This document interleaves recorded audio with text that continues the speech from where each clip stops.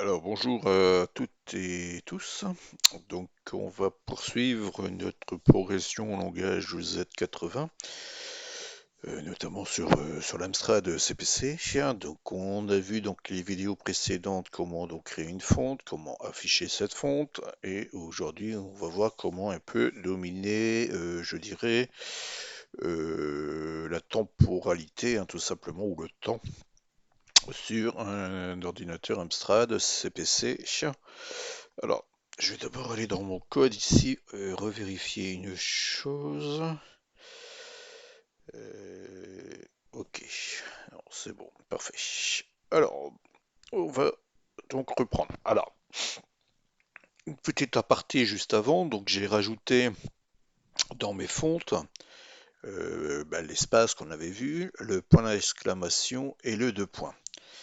Donc je vais réexpliquer comment le faire, hein. Donc ici vous pouvez, alors vous voyez que les caractères, il y a 1, 2, 3, 4 pixels par caractère sur 1, 2, 3, 4, 5 lignes.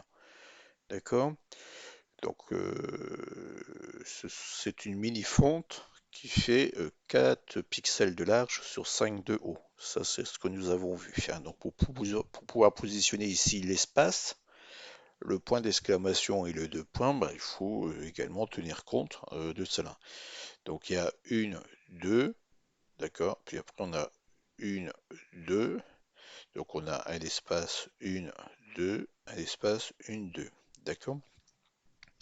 Donc vous voyez que ici on n'a plus d'espace, donc je peux plus rajouter pour l'instant de caractères, hein. Bon, pour l'instant on va se concentrer uniquement sur la mini-fonte. Alors une chose que j'ai oublié de dire, hein, également, et qui est important, c'est quand vous faites votre enregistrement ici, vous devez donc enregistrer. Alors je vais faire enregistrer sous, peut-être qu'il va me le redonner. Je pense que oui.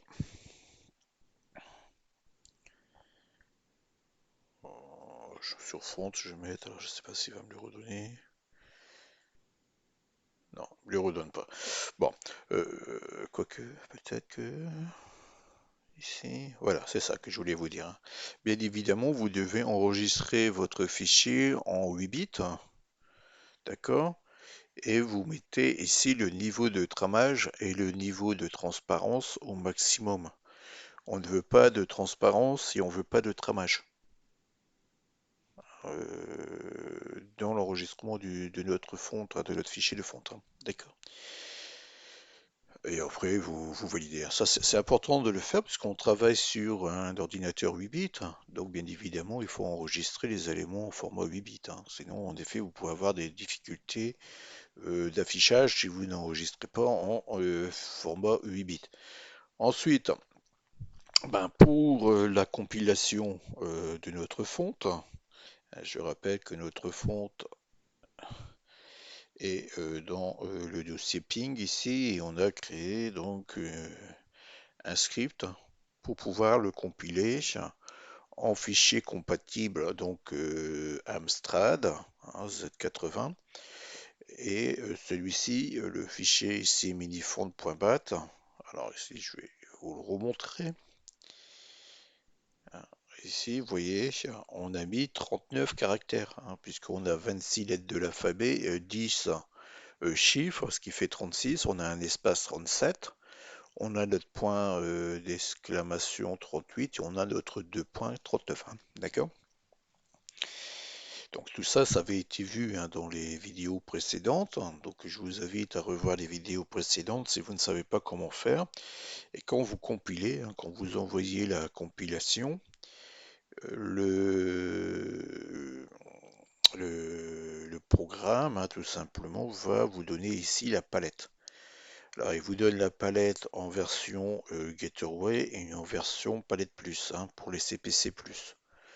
Donc nous on a dit qu'on voulait du mode 0, donc c'est cette palette-là qu'il faut récupérer. On voit que notre fichier fait 390 bytes, hein, 390 octets, et qu'il a donc enregistré dans le répertoire bin, minifont bin, c'est-à-dire là où on lui a demandé de le faire. Donc on va le récupérer du coup. D'accord. ici, on va récupérer notre fichier binaire et on va venir donc le positionner dans nos sources binaires.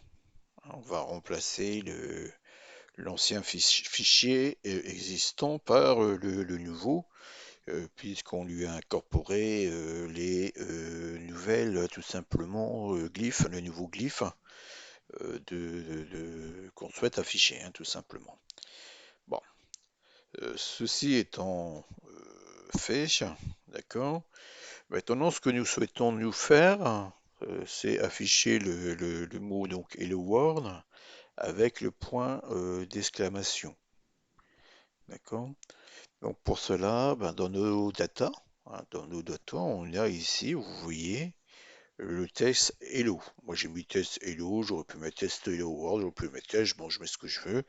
D'accord? Et nous avons vu dans la vidéo précédente que nous avons créé donc un code, hein, 780 permettant d'afficher tous les caractères ici et la boucle, hein, tout simplement l'affichage s'arrête quand l'instruction FF ici est atteinte. Cela on l'a fait dans le display string ici, d'accord. Et vous voyez que dans la vidéo précédente, il me semble que j'avais utilisé HL hein, ici pour pouvoir hop, il me semble que j'avais ici, alors je vais vous montrer ici, j'avais utilisé ici HL au lieu de IX. Donc là, vous voyez que j'ai changé, j'ai mis IX. Pourquoi? Parce que c'est un registre d'indexation. Alors, c'est pas que parce que c'est un registre d'indexation, puisque ce registre, il consomme beaucoup en termes de cycle. Mais comme il n'est pas utilisé et qui sert à se naviguer entre différents tableaux, enfin, je pense que c'est l'idéal, hein, tout simplement, à utiliser en tant que registre pour afficher une chaîne de caractères étant un tableau. Un tableau étant indexé par, euh, je dirais, ces éléments, hein, de 0 à X éléments. D'accord? Alors moi j'ai gardé le IX ici, non seulement pour toutes ces histoires d'indexation, etc., mais surtout parce que du coup, vous voyez que ici,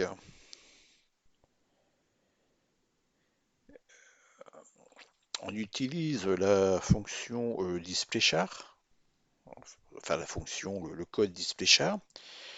J'ai rajouté maintenant en paramètre le font offset et le h, enfin la hauteur hein, du glyphe pour pouvoir conserver des registres, hein, tout simplement, hein, plutôt que de devoir ici à chaque fois mettre euh, le B pour la hauteur, le H pour la fonte, ben, je les passe ici, hein, tout simplement maintenant en paramètre de ma macro. D'accord? Et là, donc, l'avantage que j'ai, moi, à utiliser IX ici, c'est que du coup, quand je fais ma fonction displayChar ici, je n'ai plus besoin de restaurer dans ma fonction displayChar HL. Hein, donc, du coup, ici, j'ai plus besoin de mettre mon...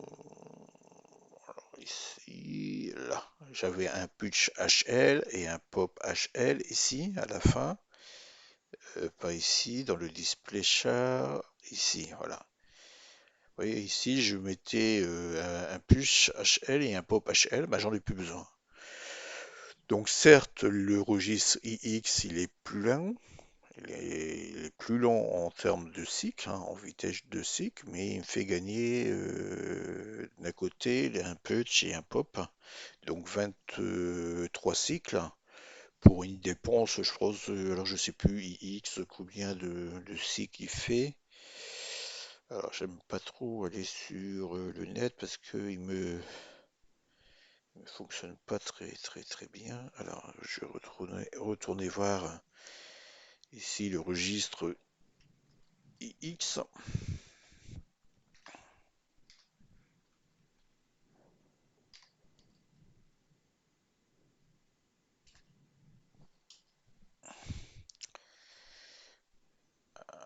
Voilà, donc nous, on avait pris ça ici, vous voyez, qui fait 4 bits, 4 bytes. Alors, attendez, je suis bien, non, je suis pas dans le bon truc. Attendez,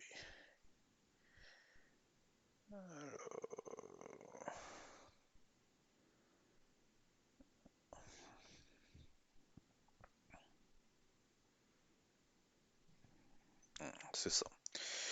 Donc ici, je prends 4 bytes et 20 cycles, d'accord? Mais de l'autre côté, j'ai supprimé le push et le pop. Donc j'ai resupprimé 23 cycles.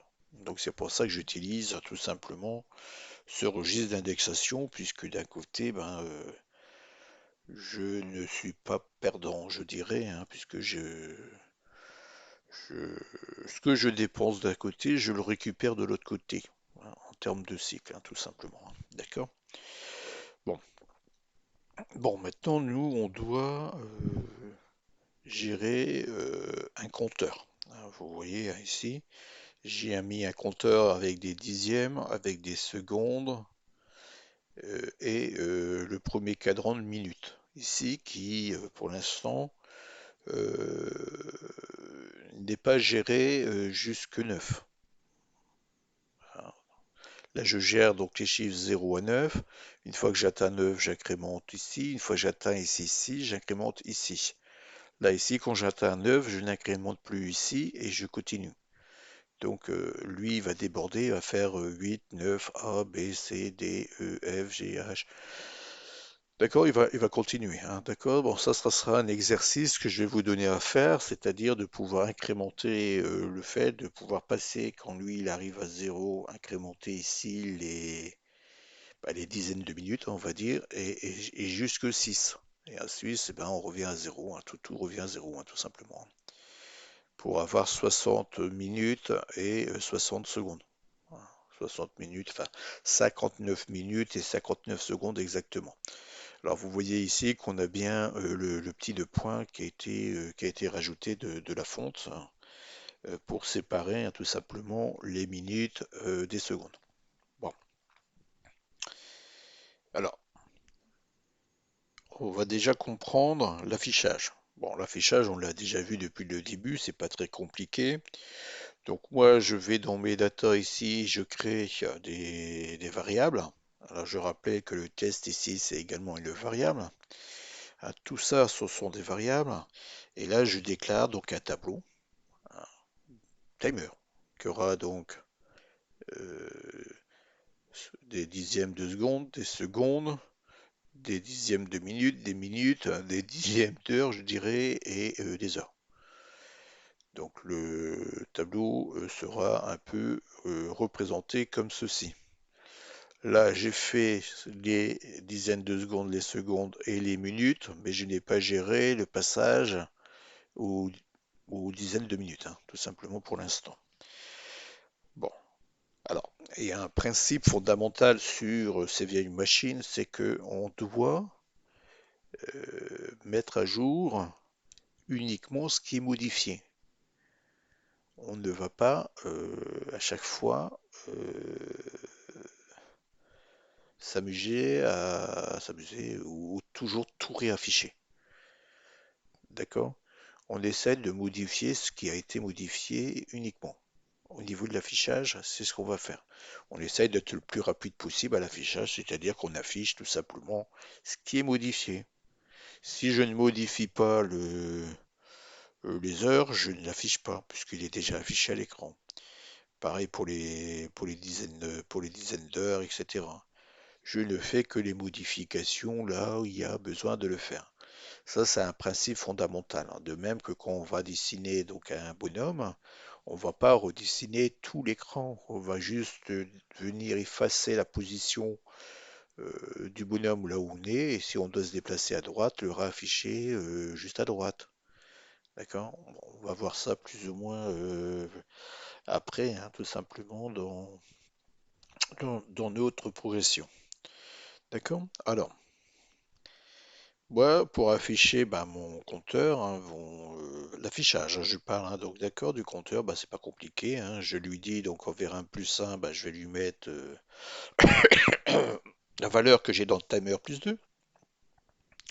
Donc la valeur que j'ai dans le timer plus 2, ben 0, 0, 1 et 2. Hein, donc je suis ici, hein, d'accord. Timer plus 2, timer plus 3, timer plus 4, timer plus 5. D'accord, donc on timer plus 5, c'est les dizaines de secondes, timer plus 4, c'est les secondes. Timer plus 3, bah, c'est les dizaines de minutes, et timer plus 2, ce sont les dizaines de minutes.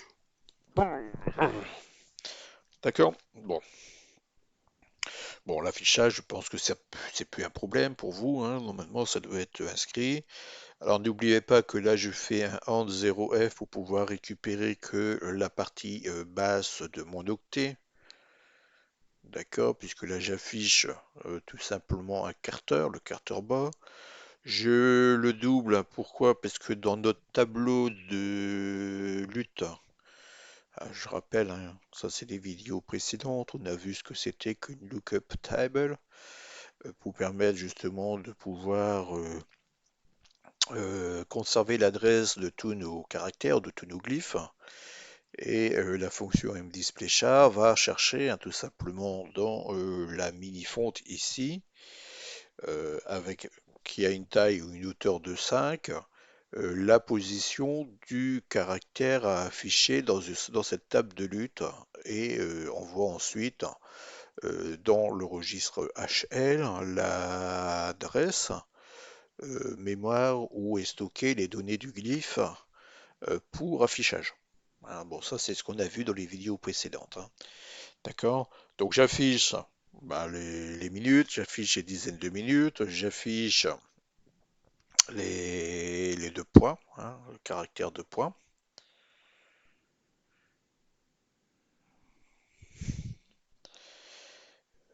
Ouais, j'aurais pu faire autrement, hein, j'aurais pu utiliser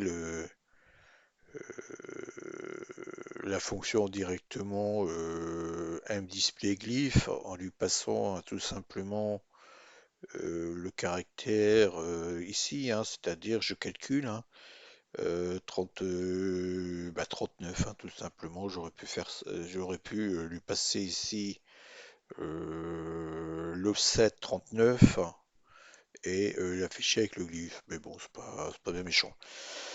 Pas bien méchant puisque ça fonctionne également et puis que l'idée c'est d'afficher un caractère et non pas d'aller chercher directement les adresses des glyphes dans le source, hein, tout simplement, hein. D'accord? Puis j'affiche aussi les dizaines de minutes et les minutes. Bon, ça c'est ce qu'on a vu. Puis j'affiche ici mon test et le Word. D'accord? Et avec ma fonction display string dans ma mini-font. Alors ce qu'on fait avec la mini-font, bien évidemment, on peut le faire avec la IK font, hein. Ça fonctionnera également, hein, tout simplement. Par contre, là, je vais me concentrer uniquement sur la mini-font de façon à pouvoir avancer et pas tout le temps faire tout en double, hein, tout simplement, hein. Bon, maintenant, euh, nous allons devoir gérer le temps. C'est-à-dire que cette affiche-là, ça va m'afficher, hein, d'accord? Et puis, je vais boucler ici, hein. Vous voyez, je fais un job à update. Je dirais même que je devrais faire un job et je devrais rajouter juste au-dessus de mon update si la gamme loop. Hein. En fait, ici, si vous préférez, c'est comme si qu'on avait ici gamme,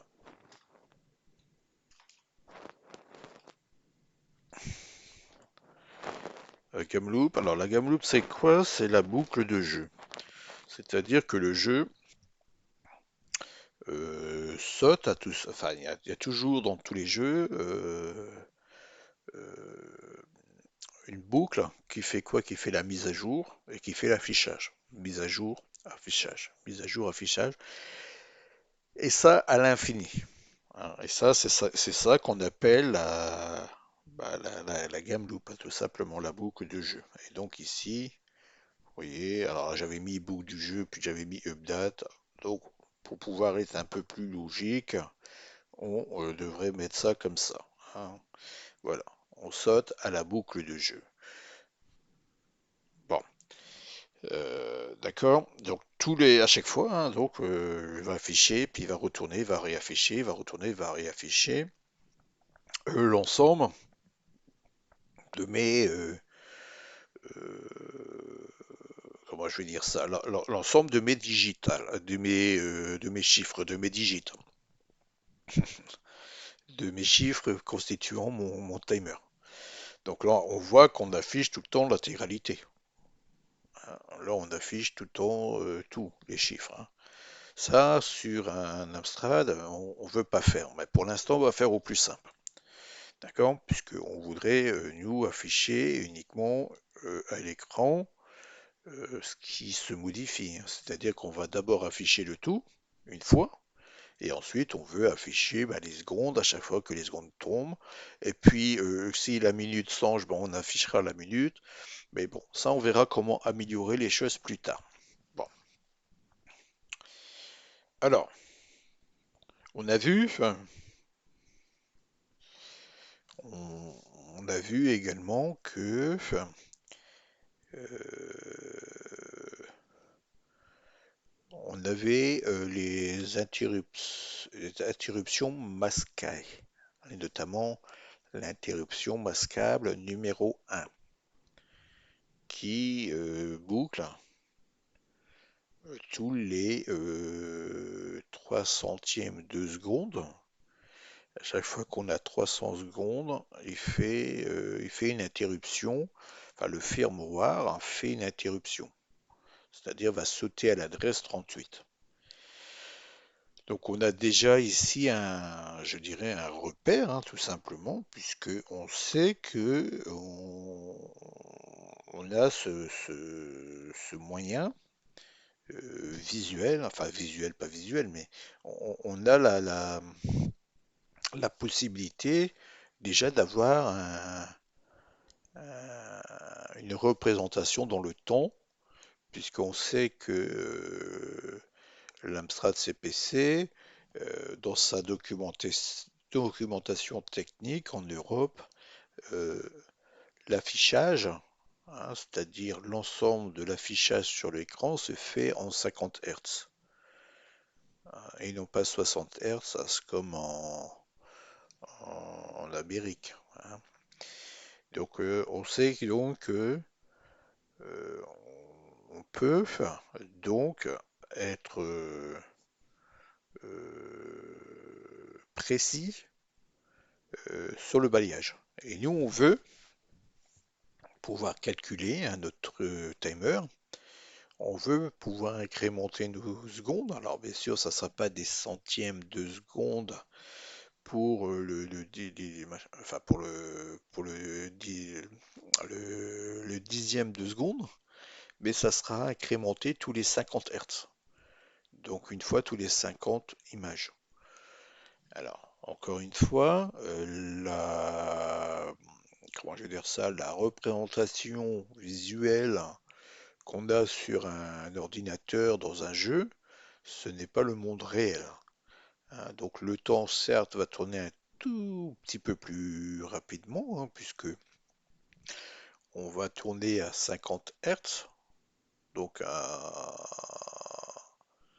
en une seconde tous les 50 balayages de l'écran, hein, d'accord? Hein, alors que dans le temps normal, ben, on dit on compte jusque 100 puis on passe à la seconde, hein. Enfin bref, c'est pas très grave, hein. Je veux pas aller trop loin dans mes explications. Donc on va créer. Alors moi j'ai créé un fichier IM1 ici qui va permettre de contourner l'interruption 38. On va faire ce qu'on appelle un hook, hein, que j'avais déjà un peu expliqué qu'avant sur CPC où on avait des personnes, des pirates, hein, qui détournaient tout simplement les interruptions clavier pour récupérer, hein, tout simplement ce qui était donc saisi au clavier pour utiliser les mots de passe, etc. Enfin, de façon malveillante. Bon, bah, nous on va l'utiliser ça d'une façon bienveillante sur un Amstrad CPC. C'est-à-dire qu'on va détourner tout simplement l'interruption 38, puisqu'on sait que celle-ci se balaye tous les 300 secondes, hein, 300 centièmes de seconde, il fait une boucle, et on va utiliser ce qu'on appelle le PPI. Hein. Donc le PPI, lui, c'est quoi? Le PPI, c'est une interface programmable, c'est une puce dans l'Amstrad qui a notamment, entre autres, la faculté de dire, ah ben vous êtes arrivé à la fin du balayage de l'écran, hein, du canon d'électrons. Hein, le canon d'électrons commence en haut à gauche de l'écran et puis il va balayer, hein, de gauche à droite tout l'écran. Et arrivé à la fin en bas à droite, il va envoyer une information, ou plutôt il y aura un bit, hein, tout simplement du registre du CRTC. On va voir ce que c'est que le CRTC, hein, qui va être enclenché pour dire attention, vous êtes arrivé à la fin du compteur. Et cela s'appelle le vertical synchro ou le VBL. C'est-à-dire qu'on a la possibilité de récupérer le fait qu'on est arrivé en bas de cet écran et que donc on a décédé notre écran. Et on sait que le balayage complet de l'écran se fait en 50 Hz, donc 50 fois par seconde. Donc du coup c'est parfait, on va pouvoir mettre ça en œuvre, c'est-à-dire on va pouvoir dire bah, je sais que lui il va me l'interruption enfin l'IM1, hein, l'interruption masquable numéro 1, va me faire tous les 300 secondes donc une interruption. Et je sais qu'il me faut 6 interruptions, hein, pour avoir fait mon VBL. Et je sais que si j'ai mon VBL, d'accord, si j'ai mon VBL, c'est que je suis arrivé en bas de l'écran. Bien, alors il y a une chose importante qu'il faut également savoir quand vous allumez votre ordinateur, quand vous le démarrez, hein, que vous le lancez, vous ne savez pas à quel endroit est le balayage. Hein. Est-ce qu'il a déjà fait des interruptions ou pas? Donc on a cette problématique-là. C'est-à-dire que on ne sait pas s'il a déjà fait une, deux, trois ou peut-être zéro déjà interruption. Hein, le PC est lancé, dès qu'il est lancé, il commence à faire ses IM1. Le firmware est lancé, il commence. Mais on ne sait pas où il en est. Donc on doit attendre que la fin de balayage, tout simplement d'un premier balayage arrive, pour arriver donc tout en haut, et à partir de là, commencer notre compteur. D'accord? On peut pas, on est obligé d'attendre les 50 Hz pour dire une seconde. Hein. Si on ne fait pas cette vérification que nous sommes bien arrivés donc en haut, hein, au début, hein, tout simplement de réaffichage, ben, on aura une seconde qui va durer une dixième de seconde. Ça va pas aller. Enfin, dixième, 300 secondes ou 400 ou 600 secondes, 600 millisecondes. Hein, enfin, voilà. Donc on veut faire ça. Donc pour ça, moi j'ai créé deux. Alors on va voir ce que c'est qu'une fonction, hein, également. Et on va voir comment on va contourner, hein, tout simplement l'interruption 38. Bon, donc ici, dans notre configuration système, souvenez-vous, on avait fait LDA,JSC9 pour mettre un retour et on avait mis à l'adresse 38 ce retour. Ce qui faisait que quand ici on réactivait les interruptions, le système faisait tout le temps, hein, le firmware continue à fonctionner, hein, c'est-à-dire qu'on fait l'interruption, on saute à l'adresse 38, mais à l'adresse 38, on a donc Un retour, donc, il ne faisait pas ce que nous ne voulions pas qu'il fasse, c'est-à-dire remettre tout simplement les couleurs à zéro, etc., etc. Hein, donc, on voulait, nous, être indépendants du firmware pour pouvoir faire ce que nous voulions avec le système. D'accord? Donc là, maintenant, ce que nous allons faire, on va donc tout simplement lui indiquer ici dans HL l'adresse de notre procédure d'interruption que nous allons détourner, hein, tout simplement. Et on va venir l'injecter ici à l'adresse 39.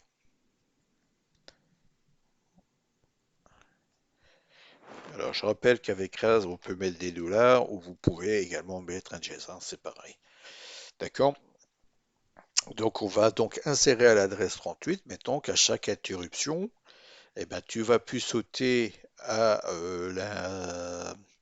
à l'interruption du fermoir, hein, mais tu vas sauter à ma propre interruption, à ma propre fonction à moi, ou procédure qui s'appelle int7, que j'ai mis ici dans un fichier im1.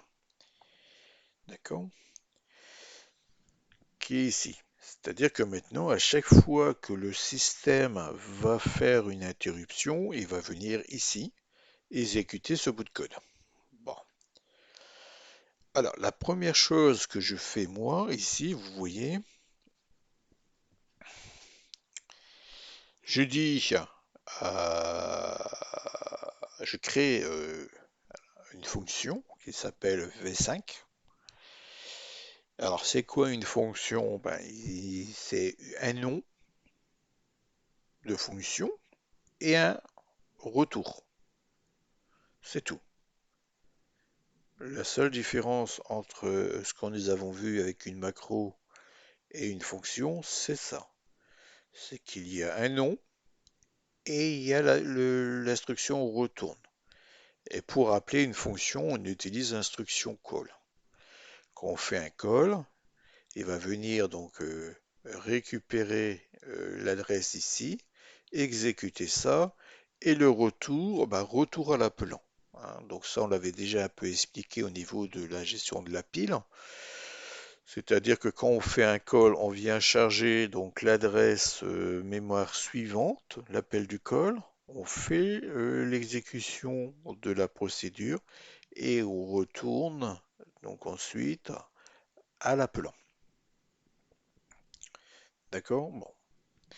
Ce que j'ai mis ici, hein, d'accord? Le cal V-Synchro. Et vous voyez que quand je suis dans mon V-Synchro ici, d'accord, je vais mettre à l'adresse 38 bah, le jump, hein, le jump c'est retour ici, hein, dollar. C'est-à-dire que je remets cette instruction. Donc il vient, quand je lance lui, moi, quand je lance vsynchro, il vient me mettre ici à l'adresse bah, le JR dollar, comme il est là, hein, tout simplement. Et donc comme il passe ici, bah, ici il va boucler. Il va boucler à vie, hein, illimité. D'accord? Il va donc falloir, et ça je le fais pourquoi? Je le fais parce que je ne sais pas au départ où est où sont enfin, le PC a démarré. Je ne sais pas si je suis en début de synchronisation ou en fin de synchronisation. Donc en faisant ce petit stratagème, je dirais, je vais donc bloquer l'affichage jusqu'à ce que mon interruption 7 ici vienne modifier ici, me permettant de continuer. D'accord? Alors attention à ce qu'on fait, puisque l'interruption 7, quand on fait une interruption, il faut prendre soin de sauvegarder nos registres. Alors, ben, tous les registres qu'on utilise, on doit les sauvegarder puisqu'on ne sait pas quand va se faire une interruption. Et du coup, quand le système sort d'interruption, de l'interruption, il doit avoir conservé l'ensemble, hein, tout simplement, de ses valeurs dans les registres initiales. Hein, donc c'est pour ça que ici, j'échange mon registre AF, d'accord? Comme ça, je travaille avec le registre caché, masqué, d'accord?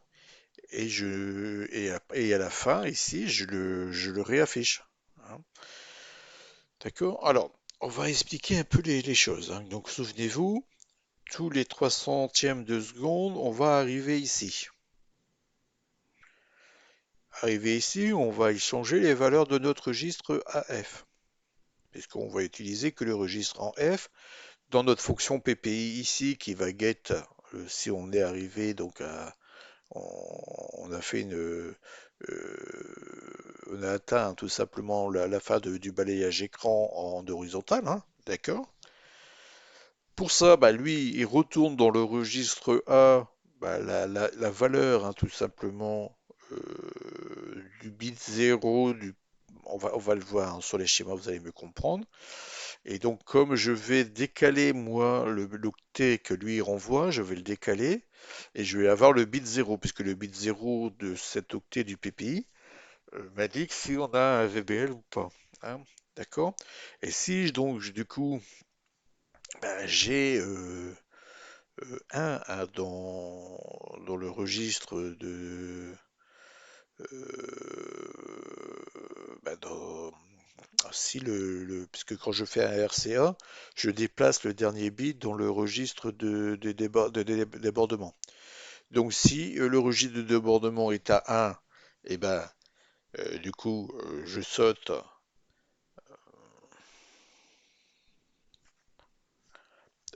enfin je saute pas, hein, je continue, hein. Donc je vais échanger EX, va échanger tous mes registres.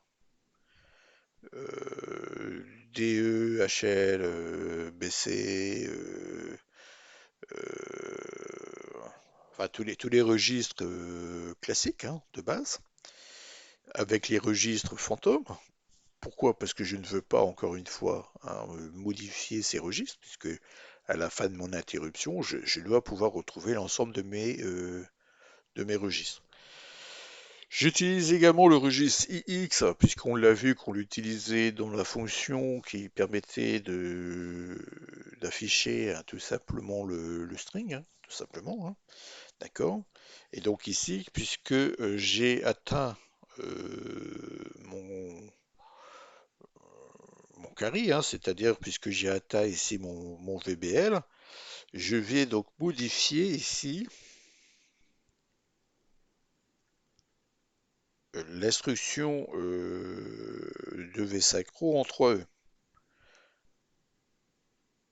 C'est-à-dire que je vais laisser passer.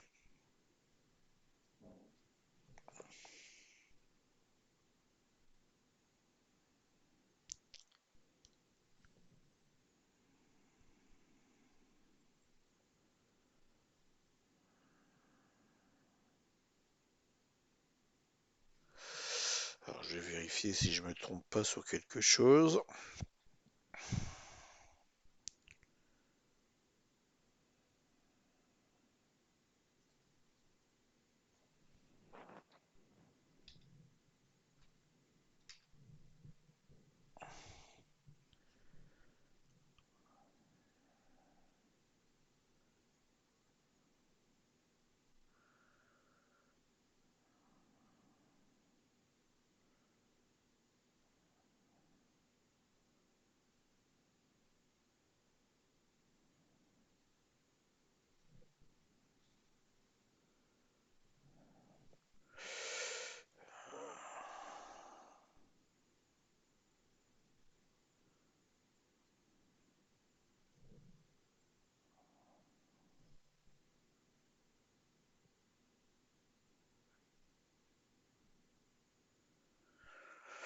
Voilà.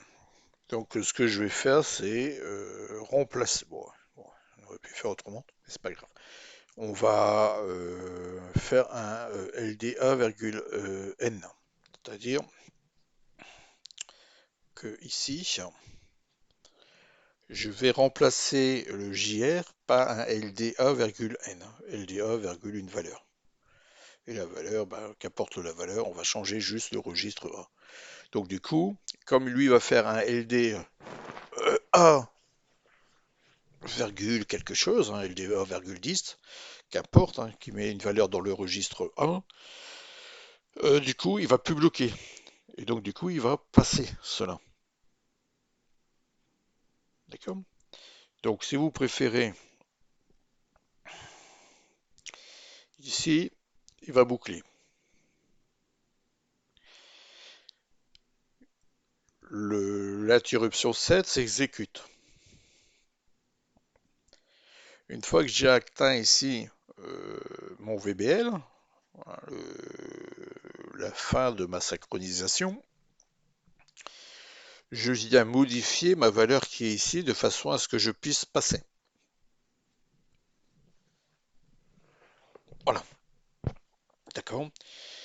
Une fois que j'ai fait ça, donc j'ai donc compté 50 Hz puisque lui il se exécute tous les 50 Hz quand j'ai le VBL, hein. Donc ici quand il passe, il y a 50 Hz. Il a fait 6 interruptions, 6 fois l'interruption 38. D'accord? Et donc ici je vais donc modifier, donc lui il passe. Là il est passant, il a fait un LD A, virgule, de quelque chose derrière, qu'importe, puisque le JR il fait euh, enfin, il y a LD, je sais pas, il aura fait LDA, virgule, dollar, quelque chose, à l'adresse là où il est, hein, qu'importe. Donc il va passer. D'accord? Alors, le PPI, que je vous donne ça ici. Alors, dans la documentation ici,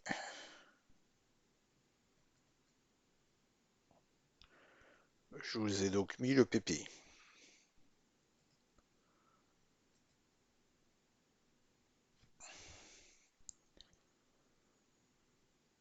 Alors, je vais vous l'afficher.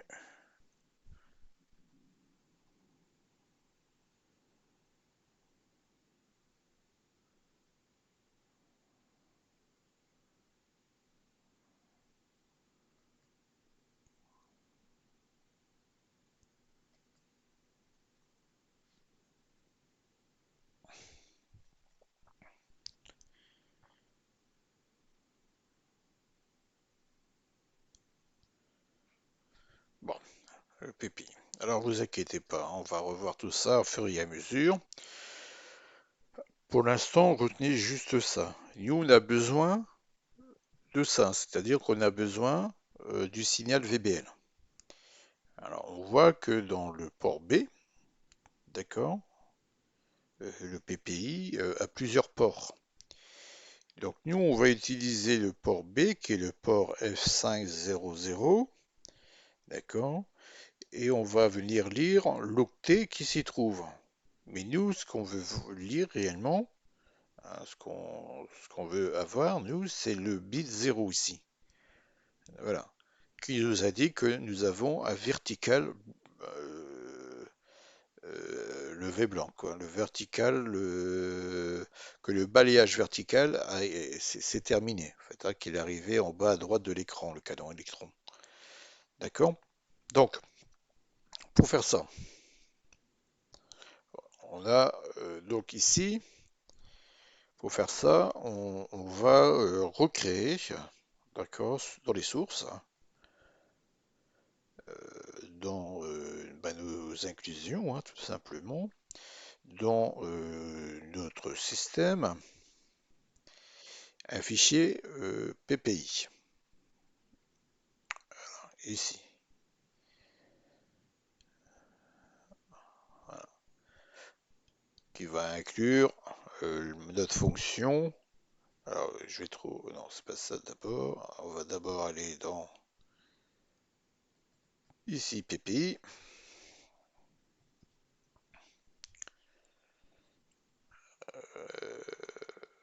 Non, c'est moi qui me trompe.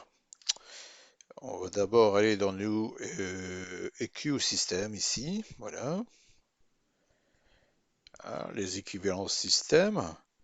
Et on va venir ici rajouter notre PPI port B qu'on vient de voir, F5000.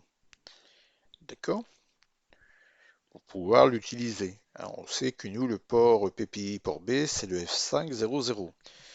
Et on sait que dans ce port F500, hein, c'est-à-dire dans cet octet qui est ici, on doit lire l'octet, le bit plutôt 0. Si ce bit est à 1, on a le VBL qui est en cours, c'est-à-dire qui a commencé. Si le bit est à 0, c'est que le VBL, du coup, n'est pas en cours, n'a pas commencé. D'accord? Donc, ici, nous allons donc créer, nous, une fonction. Enfin, une fonction, là, ça sera une macro en l'occurrence. Hop, on revient ici. Voilà. Donc, dans notre répertoire ici PPI,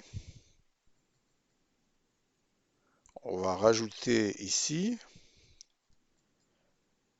le moyen de lire. On a une macro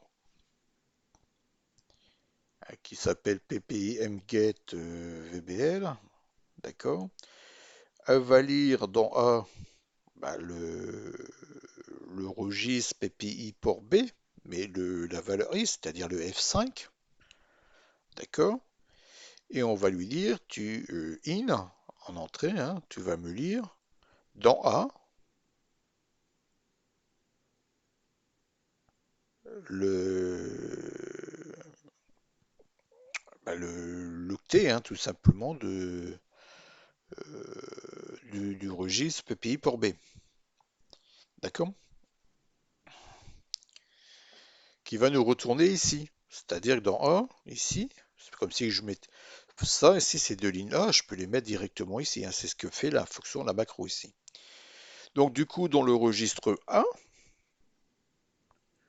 j'ai la valeur de mon registre ici. Donc moi, pour savoir si ce bit-là est à 1 ou pas, je vais faire une rotation à droite une seule fois, d'accord, pour le mettre dans mon carry fly, mon débordement. Donc si j'ai un débordement, alors c'est pour ça là, si j'ai un débordement, c'est-à-dire que si mon carry est à 1,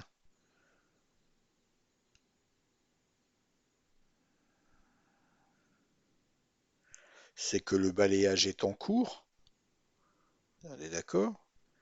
Donc je saute, je je ne dois pas faire mon incrémentation. Je dois attendre que que le balayage n'est plus en cours pour pouvoir faire mon incrémentation. Euh,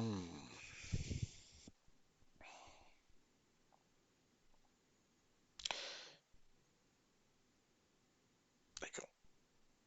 Donc le fait de balayer là, si je suis à 0, il ne le fait pas. Si je suis à 1, je suis en carry. Donc là, si je n'ai pas le carry, c'est que je ne suis pas de nouveau au début, hein, tout simplement de ma V-synchro. Donc je saute ici. Je rééchange AF et AF' et je réétablis les interruptions et je fais mon retour d'interruption. Alors ici j'ai mis un retour d'interruption pour être compatible avec tous les PC, mais on peut mettre un retour tout court, ça doit normalement fonctionner. Donc moi je laisse pour l'instant comme ça pour être sûr d'être compatible partout, hein. D'accord? Donc lui ici, donc du coup si je suis en train de faire mon balayage, je saute. Si mettons j'ai terminé mon balayage et que je suis donc de retour en haut, je viens laisser passer ici, hein. Donc ici, je lance mon programme, je vais dans mon V-Synchro ici, je bloque l'affichage. Là, le programme il va tourner en boucle. Tant que mon canon à électrons n'est pas revenu en haut de mon écran. Une fois que mon canon à électrons est revenu en haut de mon écran, je lance ma fonction d'incrémentation du timer.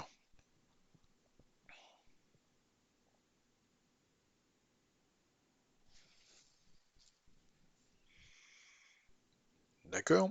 Alors, regardez pas pour l'instant la logique et l'affichage. Pour l'instant, je mélange, hein. Je mélange tout pour bien que vous compreniez. Donc j'incrémente le timer. Donc ça, c'est une... On a un call, hein, d'accord? Donc ça, c'est une procédure, une fonction hein, que j'ai créée un peu plus bas.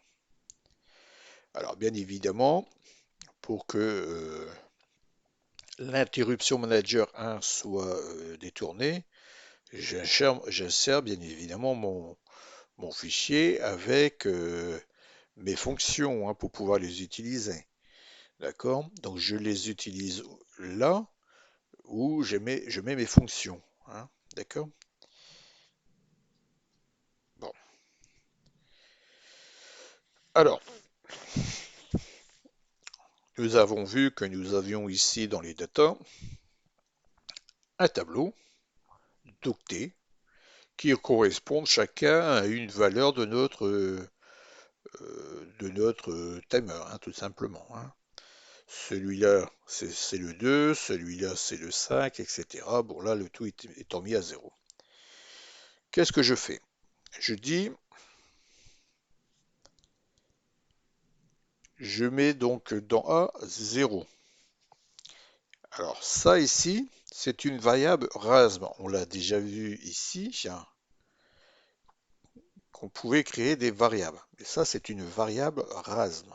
C'est-à-dire que c'est le compilateur qui va la générer, la réutiliser. C'est comme si qui crée une adresse ici, une étiquette, avec une valeur, si vous préférez. Hein. D'accord? Donc je mets A à 0, je l'incrémente A. Là, je vais faire un saut sinon carré, c'est-à-dire si A est supérieur à 49. Donc là, souvenez-vous, le programme ici, il est bloqué. D'accord? Ce programme, il est bloqué ici. Et à chaque fois qu'il me fait comment je vais dire ça, une interruption, d'accord? Il va vérifier si mon balayage de mon écran est terminé. Si c'est le cas, il libère. Donc tous les 50 tous les 50 Hz, hein, d'accord, je vais pouvoir incrémenter mon timer. D'accord? Et mon timer, comment il va s'incrémenter? Eh ben, donc, s'il m'a fait 50 fois 50 Hz, c'est-à-dire s'il m'a balayé 50 fois l'écran, je vais donc ici arriver à A égale à 50. Si A égale à 50, je vais sauter à tic. Je vais remettre mon compteur de division 50 ici, donc à l'adresse ici à 0, pour pouvoir recommencer à compter 50 fois. 50 interruptions, mais pas n'importe quelle interruption, 50 fois l'interruption 50 Hz. D'accord?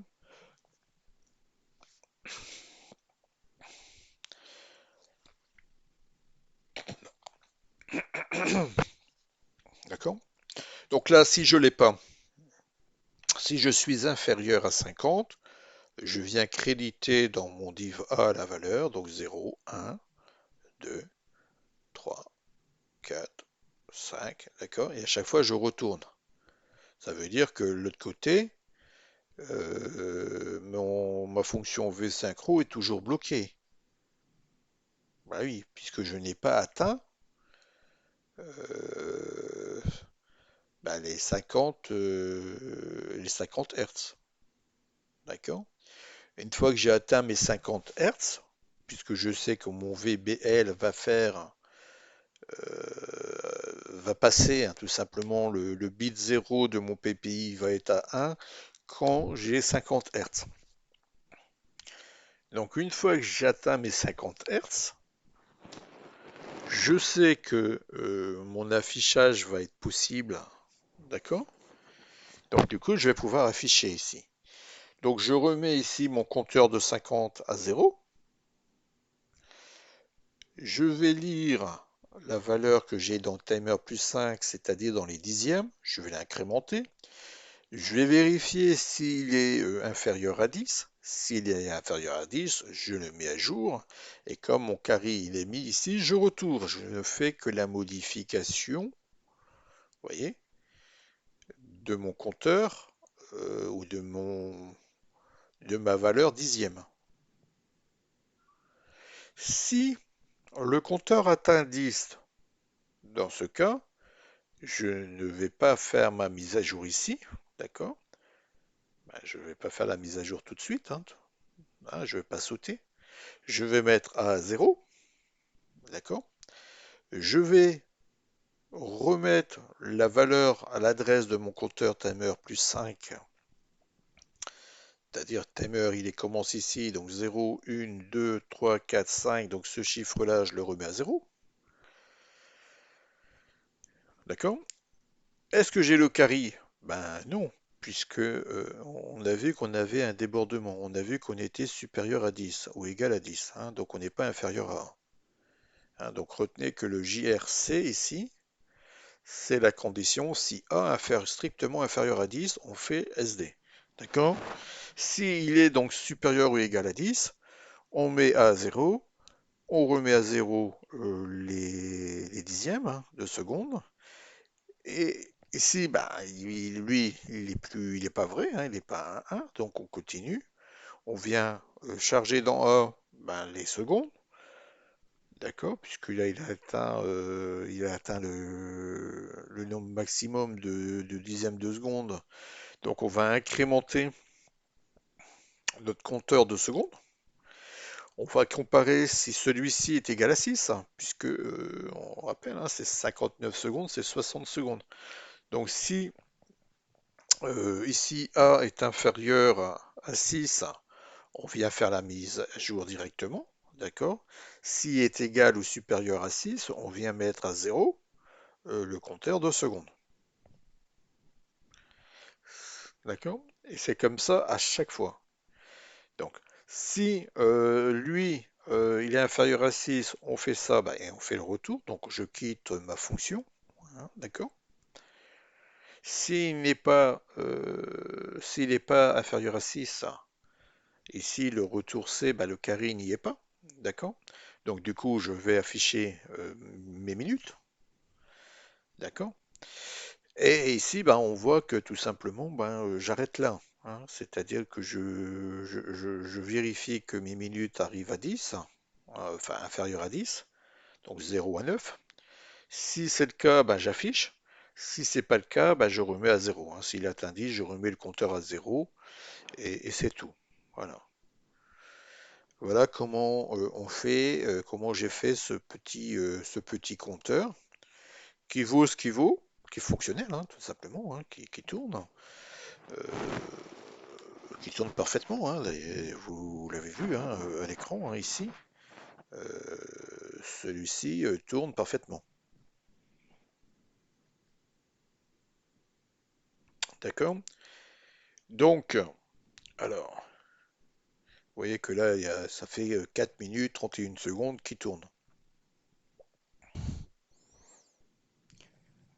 Voilà, donc, voilà comment on fait hein, pour faire un compteur. Bon, là, on a fait les choses simplement.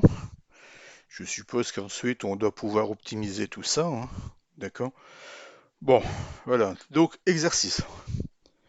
Alors, attendez, je vais d'abord reprendre pour bien expliquer les choses. Hein. Donc ici, dans notre fichier mini-font, oui, j'avais oublié de mettre ici le OMI glyph max, hein, puisqu'on vient de modifier ici.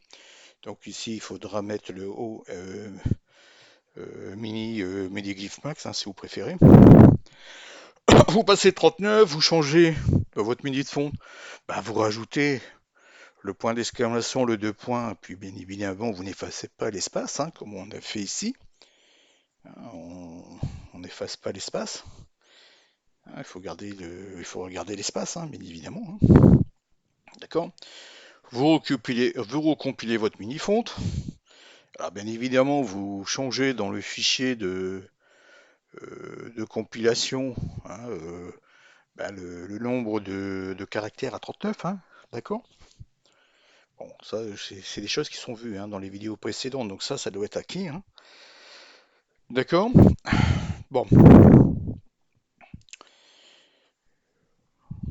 vous, euh, bah, il vous faudra afficher tout simplement, bah non, il est déjà affiché, donc vous n'aurez pas besoin de l'afficher. Donc l'affichage est déjà fait, il faudra juste venir ici, ici, hein, il faudra rajouter le timer plus 2 ici, hein, puisque là il y a les petites minutes et les dizaines de minutes. Les dizaines de minutes. Minutes, dizaines de minutes. Donc on a le timer plus 2 ici, si vous préférez,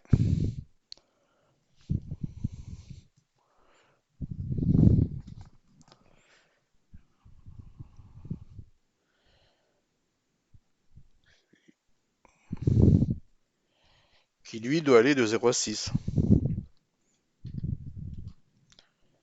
C'est le timer 2.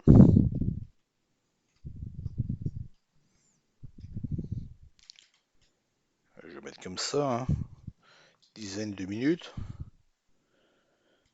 hein, qui doit lui aller de 0 à 6. Enfin de 0 à 5. Parce qu'une fois qu'il passe à 6, eh ben, il doit afficher 1 heure. D'accord? Donc, on est arrivé là.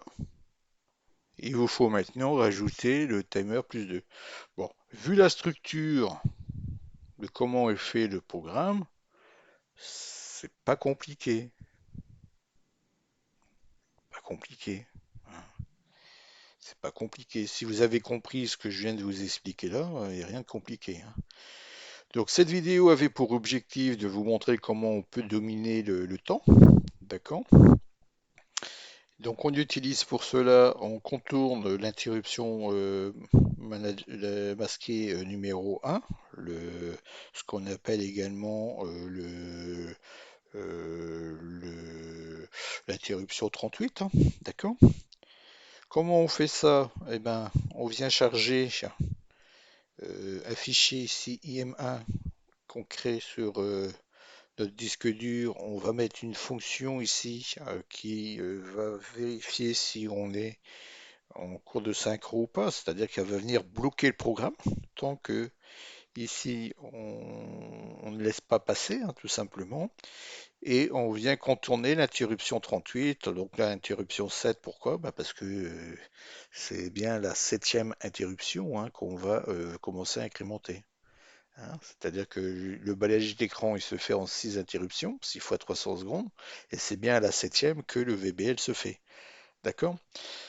Donc du coup, on vient utiliser ici la fonction PPI mgatVBL, hein, d'accord? Donc très simple à utiliser, hein. On utilise pour cela, on met dans A F5, hein, si vous préférez, hein, de la dièse F5, ou le point O du PPI pour B, et on vient lire hein, tout simplement d'un A la valeur hein, de retour hein, de l'octet que nous avons sur ce port. Une fois cela fait, ben, on fait un décalage à droite pour savoir si on, comment je veux dire ça, si le bit est à 1 ou pas, hein. Pour ça, ici, vous pouvez aller ici voir le RRCA hein, qui vous explique ça, hein, d'accord? Hop, ici, RRCA qui est ici. Le contenu de A est décalé à droite. Le bit, alors je vais le mettre en français, ça sera plus simple, traduire en français.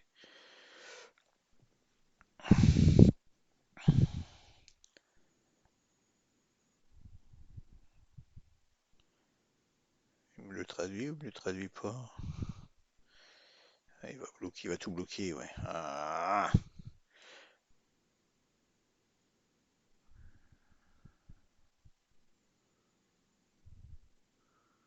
alors, voilà. Bon, c'est pas grave. Vous le ferez vous-même, hein, vous mettrez en français ou vous le lisez ici, hein. Il dit que du coup que le bit 0 est copié dans le... Ah bah ça y est, en français. Alors le contenu de A est décalé donc d'un bit vers la droite. Le contenu du bit 0 est copié dans le drapeau de retenue, c'est-à-dire dans le carry, ainsi que le bit 7.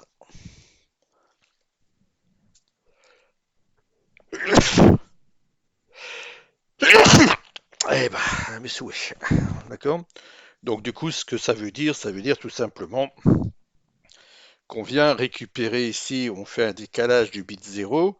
Donc comme on fait une rotation, eh ben, le bit 0, ben, il passe dans le carry fly. S'il est à 0, il est à 0. En fait, on fait un tour, hein. Le, le- on fait un tour, hein, tout simplement. C'est-à-dire qu'on fait un décalage. Tac, tac, tac, tac, vers la droite, en passant par donc, et si le bit est à 1, bon, on a le carry flag qui est à 1. D'accord? Donc, si là, le carry flag n'est pas à 1, eh ben, on fait rien. Si le carry flag est à 1, ça veut dire que la VBL est en cours, hein. Donc, on commence, hein, à faire notre tracé, hein, notre dessin. Et donc, on vient libérer, du coup, tout de suite, le blocage. Ah, j'espère que c'est assez clair ça, parce que alors, retenez bien que là, on a détourné un INC, hein. Ça, dans le système, dans le fichier ici système, on est venu euh, faire un hook, hein, tout simplement. C'est-à-dire qu'on vient faire en sorte que quand on a une interruption IM1, elle se fait sur notre fonction à nous, sur notre fonction IM7, puisqu'on l'a appelé IM7, int7, interruption numéro 7. D'accord? Et retenez bien ici que quand vous faites comme ça de contournement d'interruption, vous devez faire en sorte de toujours conserver les registres initiaux. Tous vos registres initiaux doivent conserver leur valeur, hein, puisque à tout moment il peut y avoir une interruption. Et donc du coup, si vous venez dans votre procédure IN7,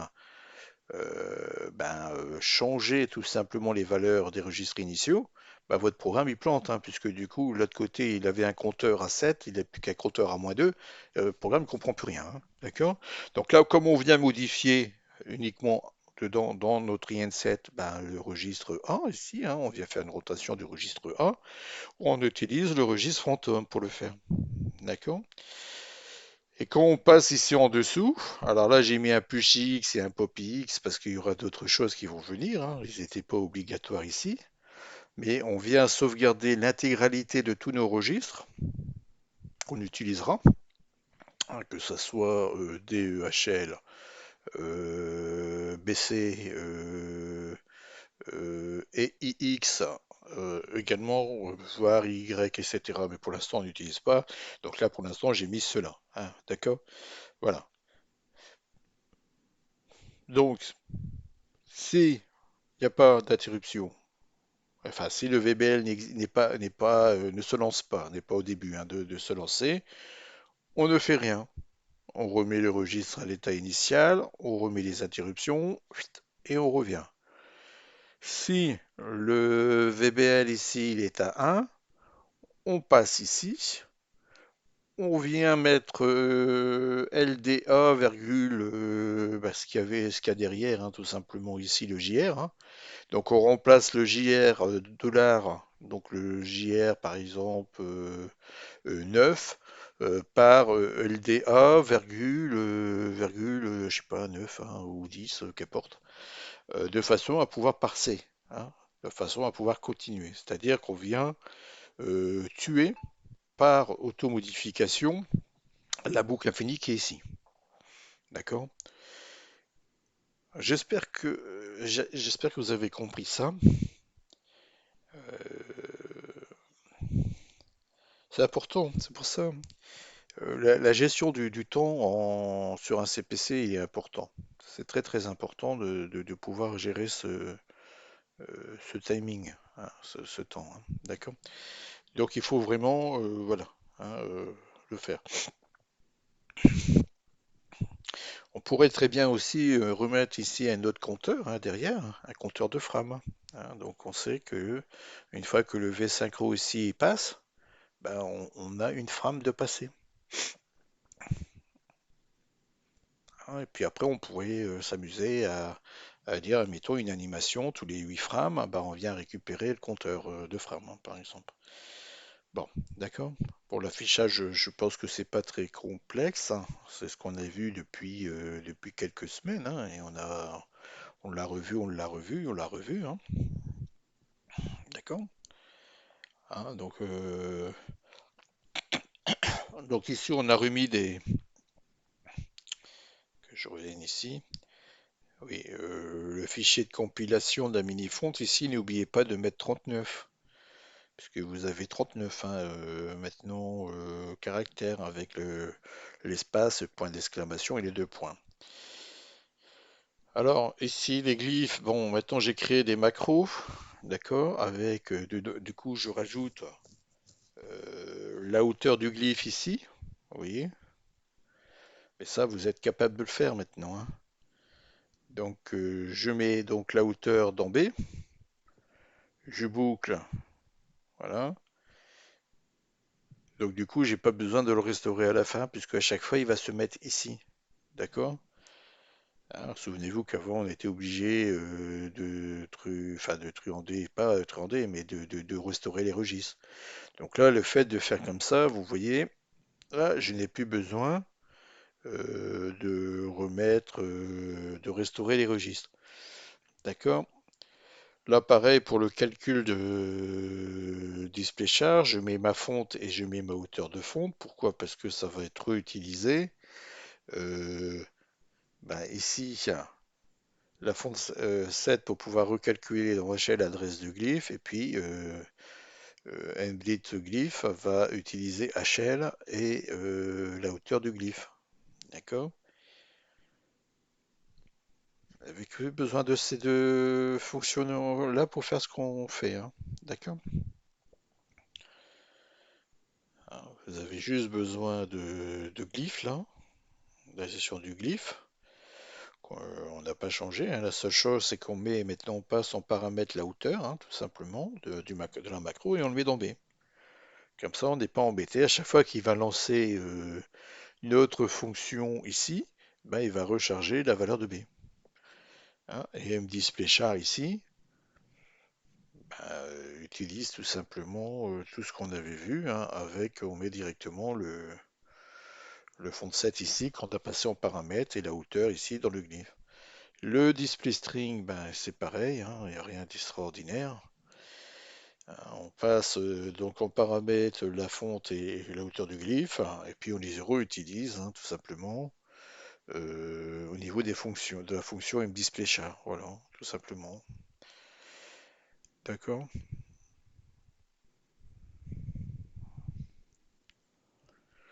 Bon, j'espère que c'est suffisamment explicite pour vous, hein. Donc là, dans cette vidéo, l'objectif c'est que vous vous concentrez sur ça, hein, sur le V-synchro et l'interruption détournée ici, hein. D'accord? Alors bien évidemment, puisqu'on a créé des nouveaux fichiers ici,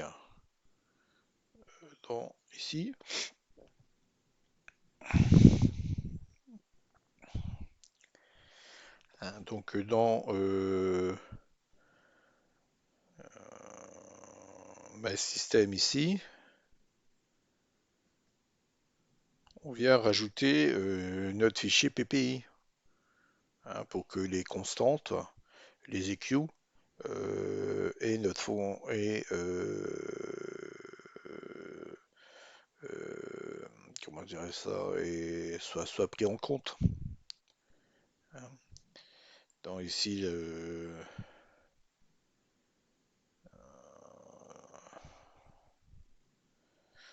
va chercher dans système lui qui est qui vient chercher notre VBL.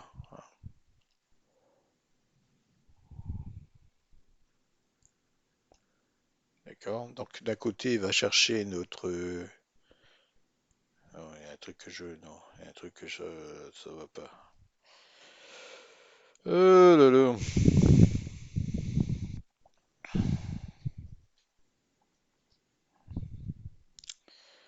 Donc ici, dans système Q,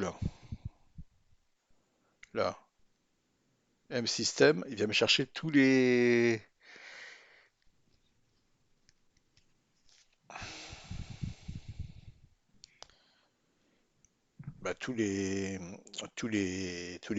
macros et les EQ.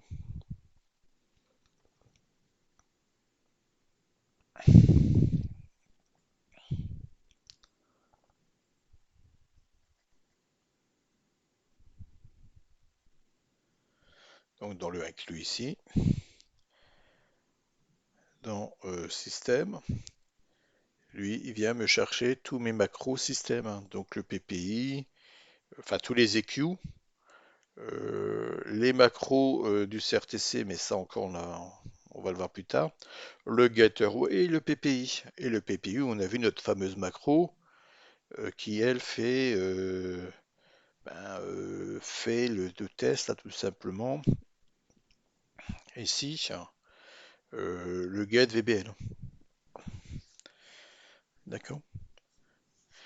Bon, je pense que j'ai tout dit, hein. J'espère que je suis suffisamment clair.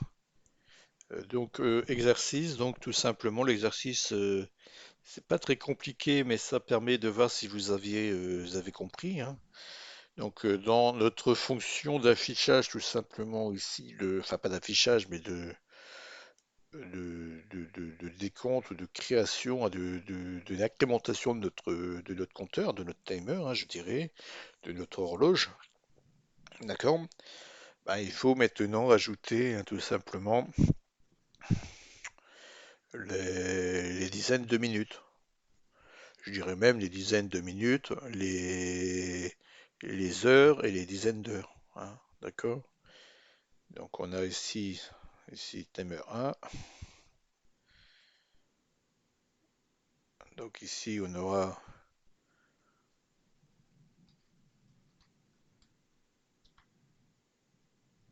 le timer 1 qui sera les heures,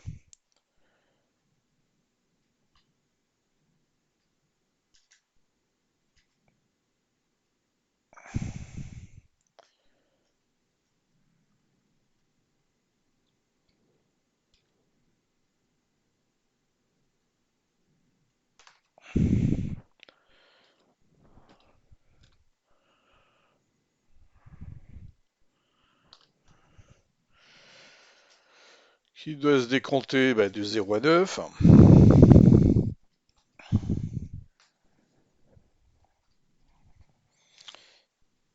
Et il y aura également, donc dans le timer 0 ou timer 1 tout court, hein,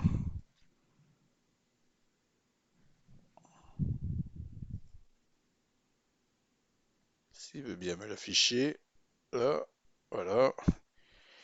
Et dans le premier, alors on va mettre timer 0 pour être d'aligner les dizaines d'heures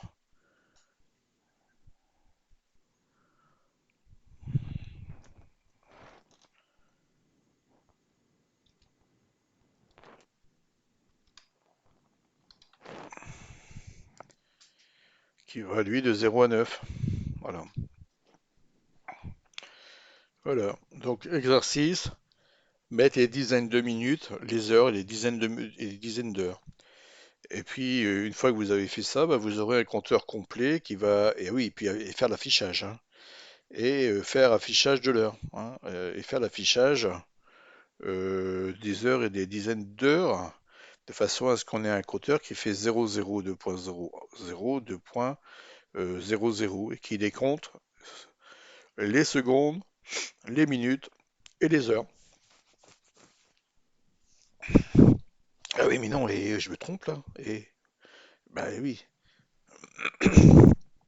bah oui, puisque les heures c'est 24 heures, hein. Les heures ici, c'est 24 heures.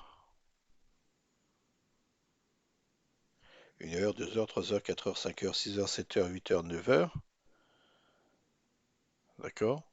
10 heures, 11 heures, 12 heures, 13 heures, 14 heures, 15 heures, 16 heures. Ah oui, ah oui, puisque là, attention, hein, il va décompter. Ah oui, alors là, les heures, c'est un peu plus compliqué.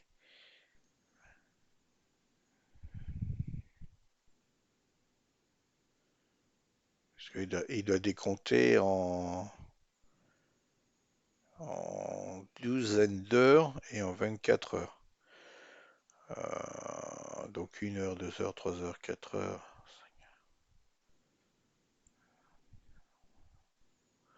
Eh bien, je vais vous laisser y réfléchir d'ailleurs. Voilà.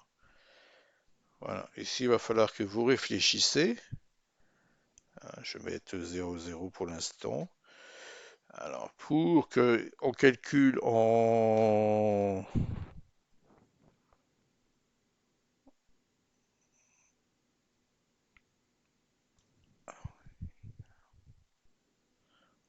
douzième d'heure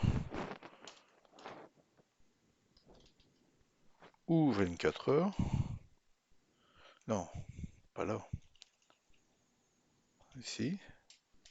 Soit en 12, 24 heures. Et lui, ici, bien évidemment,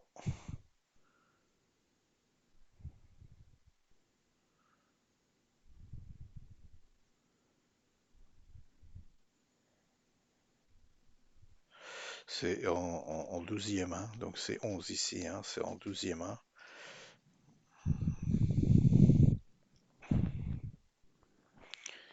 En 24. En 23 heures. Voilà. D'accord. Voilà ce qu'on doit faire. C'est-à-dire que lui, ici, les heures, ils doivent compter en douzième d'heure. Hein. Donc 0, enfin 1, 0, 1, 2, 3, 4, 5, 6, 7, 8, 9, 10, 11, 12. Une fois qu'il a affiché 12, ben ici, oui, donc du coup ici,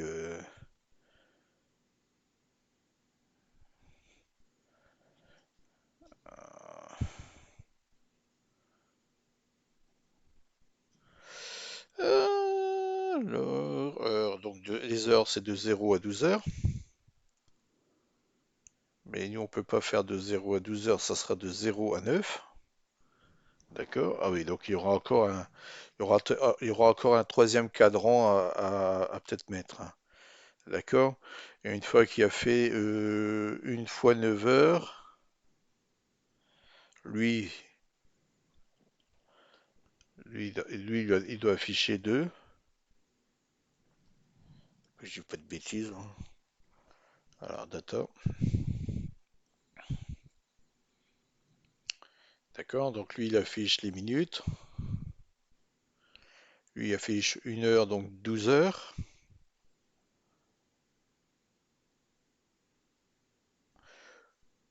Ok, donc 12 heures, 13 heures, 14 heures, 15 heures. Ouais, bah c'est ça, ouais. Ouais, je me prends la tête. Fais simple. Faire simple, donc lui, il va jusque ici 23 heures. Lui, il doit aller jusque 23 heures. Ouais, quoique. Ouais, ça va pas être.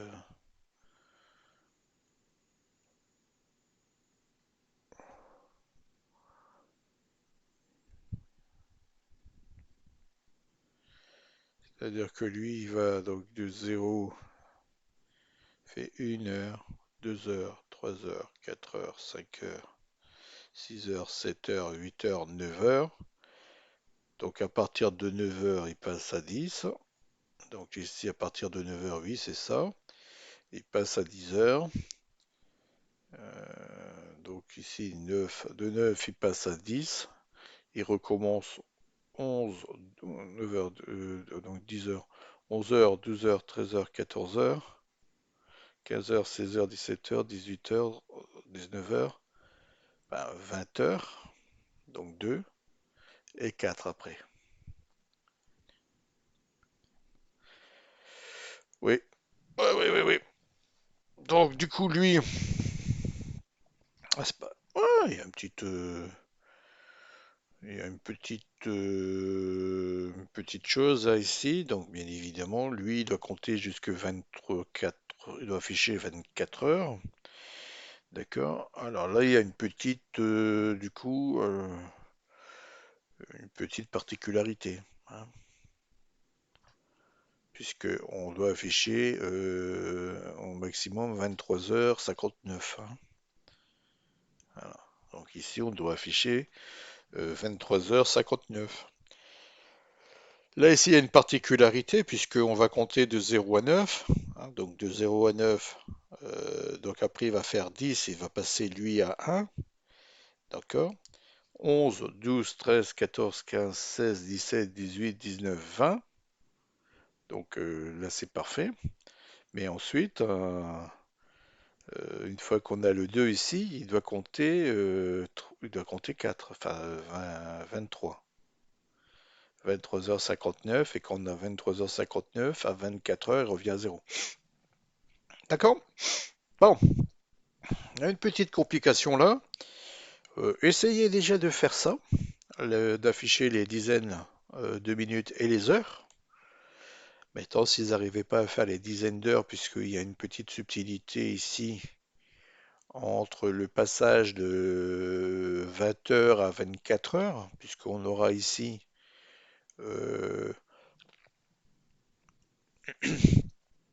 notifié le fait qu'il faut d'abord aller à 9, hein, pour passer ensuite à 1 le nombre d'heures, mais c'est pas insurmontable. Voilà, la seule chose que je dois vous signaler, c'est ça, hein. Vous pouvez utiliser ça. Donc si lui a 2, hein, si les heures sont à 2, d'accord, et que les minutes sont inférieures enfin les minutes, que les dizaines d'heures est égales à 2.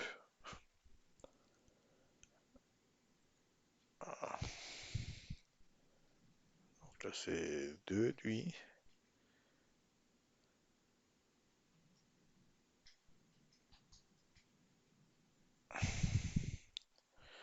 Ah, là, il y a une particularité ici,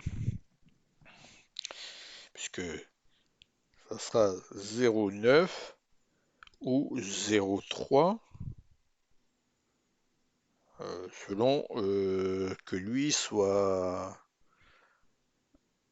à 1, enfin que ce soit 0, 1 ou 2, hein, puisqu'on va arriver à 23 heures, hein. Donc quand lui il arrive à 23h59 et qu'il passe une minute, on est à 24 heures, donc tous les compteurs reviennent à 0. Bon. Allez, je vais vous laisser réfléchir à ça. Et puis, on corrige ça la vidéo prochaine, hein. Donc là, si vous arrivez déjà à gérer les choses qu'on a vues aujourd'hui qui sont pas évidentes à comprendre pour des personnes qui ne maîtrisent pas tout simplement le Z80 et la conception notamment d'un programme sur un Amstrad. euh, Bon, si vous avez déjà compris ça, que vous arrivez déjà à faire l'exercice sur les dizaines de minutes et les heures, alors ça serait déjà pas mal. Ça sera déjà pas mal du tout. D'accord? Et puis on corrigera l'exercice complet la prochaine fois. D'accord? Voilà, donc vous devez avoir ça qui s'affiche. Vous devez avoir ici donc 00 2.00 et le compteur qui s'affiche, hein, tout simplement, hein. Donc là ici, quand lui, si ce chiffre-là arrive à 9, il revient à 0. Ben là, quand il revient à 0, il faut que lui il s'incrémente de 1. Et une fois que lui il est à 5, d'accord, et qu'il passe à 6, si vous préférez, on doit incrémenter une heure. Et ensuite, quand on a incrémenté quand on arrive à 9 heures, on doit incrémenter, paf, le compteur supérieur des heures, donc une heure, donc 10 heures.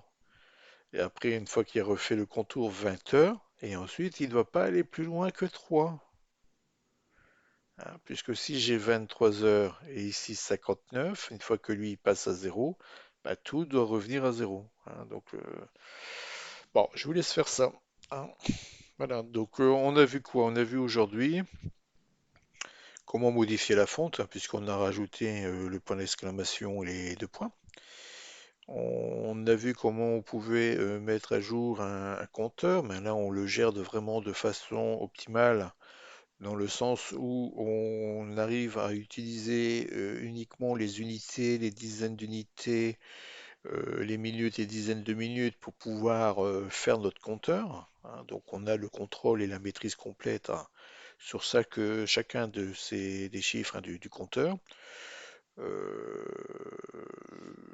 a vu le fait de contourner tout simplement l'interruption masquable numéro 1 pour pouvoir mettre en place tout simplement un timer à 50 Hz, puisque le balayage vertical se fait en 50 Hz. On a vu le PPI, notamment sur le port B du PPI, comment récupérer le fait que le balayage écran, bah, il se lance, hein, tout simplement, est en cours, hein. D'accord? Donc on attend que ce balayage soit terminé et on revienne en haut de l'écran pour pouvoir faire notre affichage. Euh, et on utilise pour ça une fonction, un vsynchro, qui nous permet tout simplement de bloquer le programme jusqu'à ce que le retour du canon à électrons n'est pas encore effectif. On a vu les fonctions ou procédures, hein, comment créer des fonctions et des procédures également. Alors je vous dis donc, n'hésitez pas à faire la petite vidéo, enfin à faire le petit problème, petit exercice posé, et je vous dis donc à la vidéo prochaine. Allez, passez un bon week-end. Au revoir.